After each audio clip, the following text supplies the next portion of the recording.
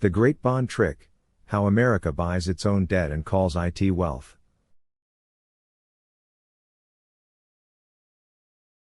1.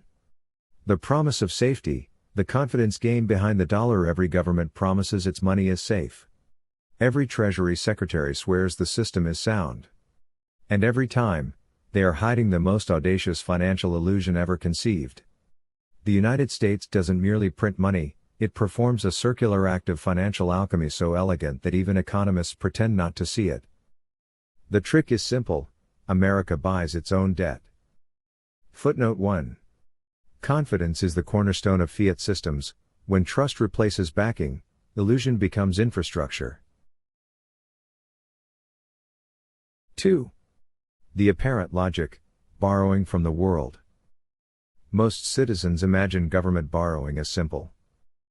China buys U.S. treasuries, pension funds park savings in government bonds, banks hold them as reserves.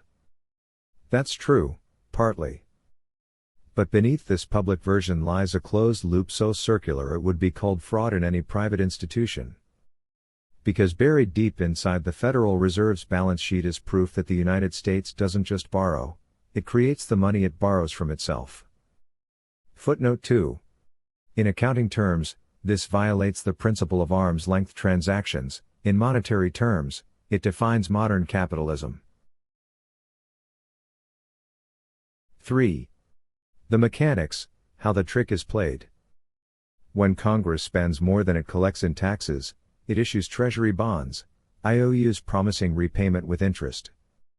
In theory, private investors buy those bonds, handing over real cash. But when demand weakens or rates must rise, the Federal Reserve steps in. The Fed simply creates new dollars electronically and uses them to purchase government bonds. No savings required. No foreign creditor necessary. Just a keystroke that transforms debt into currency. The Treasury issues the bond. The Fed buys the bond. And suddenly, money exists where none existed before. Footnote 3.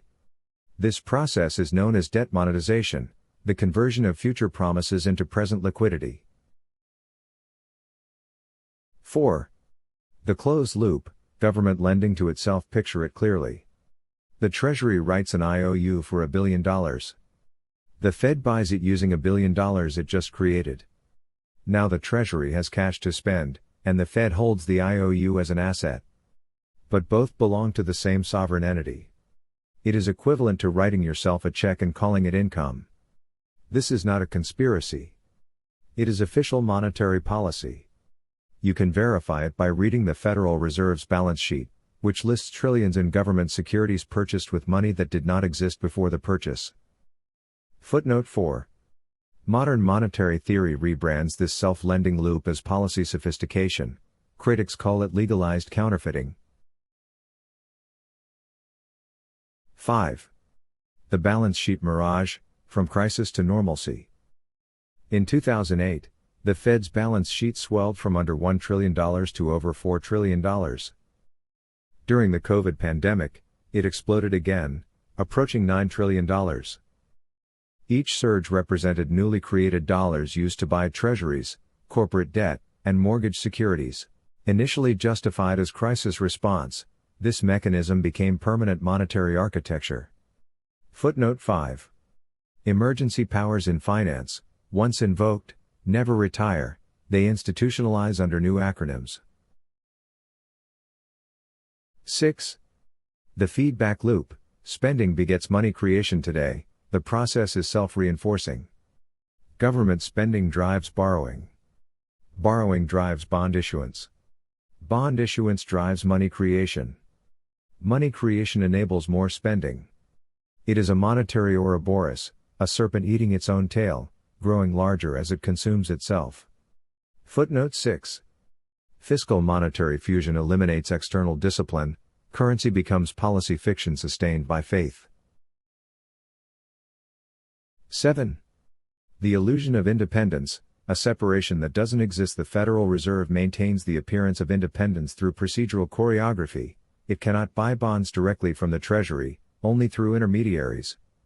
But in substance, this is semantics. The Fed exists to ensure Treasury debt always finds a buyer. It is both referee and participant, lender and borrower. Footnote 7. Institutional duality, the illusion of separate entities performing coordinated acts, is the hallmark of systemic deception. 8. Breaking the rule of earned money for businesses, expansion requires profits or investors. For families, home purchases require savings or creditworthiness. For governments, no such constraint exists. They can spend without earning because they can borrow from themselves. This disconnect between work and wealth lies at the core of every modern inflation. Footnote 8. Fiat sovereignty exempts the state from scarcity, but not from consequence. 9. The ripple effect, how created money multiplies when the Fed creates money to buy government bonds. Those dollars enter the banking system as reserves. Banks then use them as the base for fractional lending, creating additional credit out of the initial reserves.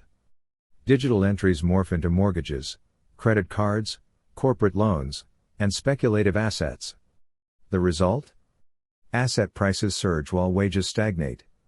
Housing becomes unaffordable, stocks soar, and inequality deepens. Footnote 9. The Cantillon effect. Newly created money benefits first recipients disproportionately, compounding inequality. 10. The wealth transfer, inflation by design. This bond trick is not a mere accounting gimmick, it is a mechanism of wealth transfer. It moves purchasing power from savers to borrowers, from the cautious to the leveraged, from future generations to the present electorate.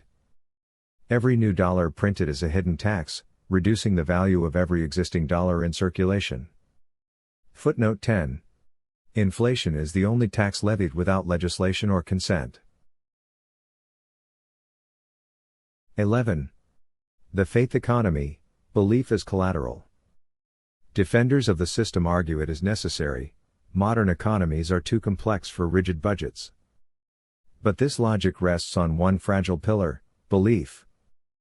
The dollar's value persists only as long as people trust the illusion. Footnote 11.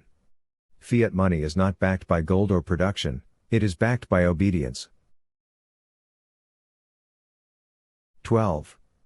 The global stage, exporting the illusion. Foreign governments, especially China and Japan, hold trillions in U.S. treasuries.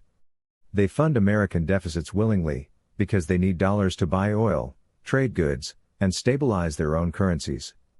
But this symbiosis breeds vulnerability. If confidence cracks, the dollar's role as world reserve currency collapses, and the bond trick becomes a trap. Footnote 12. Monetary hegemony persists only while others mistake necessity for trust. 13. The debt spiral, compounding the illusion. Every bond purchased with created money expands both the debt and the money supply. Debt grows to sustain spending. Spending fuels inflation. Inflation devalues repayment, demanding more debt issuance to maintain purchasing power. This is not a cycle, it is a spiral. Footnote 13. Monetary acceleration curves upward exponentially until belief flattens it abruptly.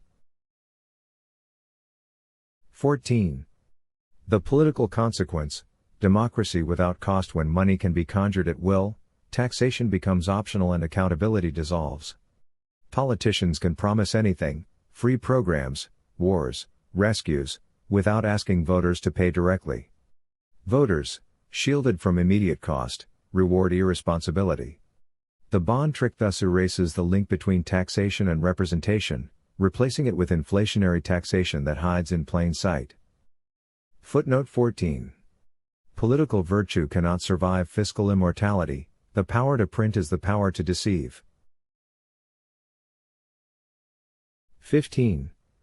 The coming reckoning, when the magic fails. Like any illusion, the bond trick endures only while the audience believes. Once the spell breaks, once people realize their savings, salaries, and pensions are denominated in self-declared value, the curtain falls. When this happens, it won't just be the magician who vanishes. It will be the faith that held the entire theater together. Footnote 15. Every empire inflates its currency until its citizens inflate their doubts, Collapse begins in silence, not crisis. 16. The lesson, understanding the trick before it ends. The American bond trick is not a secret. It's printed in every Federal Reserve report, buried in plain sight. It reveals a truth older than the Republic: money is belief, and belief is fragile. To understand this system is to see through the illusion. That debt is wealth, that credit is creation, that paper is promise. Because when the spell breaks, reality reclaims the stage. And the only people left standing are those who understood that every magic act ends the same way, with the lights on. Footnote 16. Awareness is the final hedge, understanding the illusion is the only real asset left.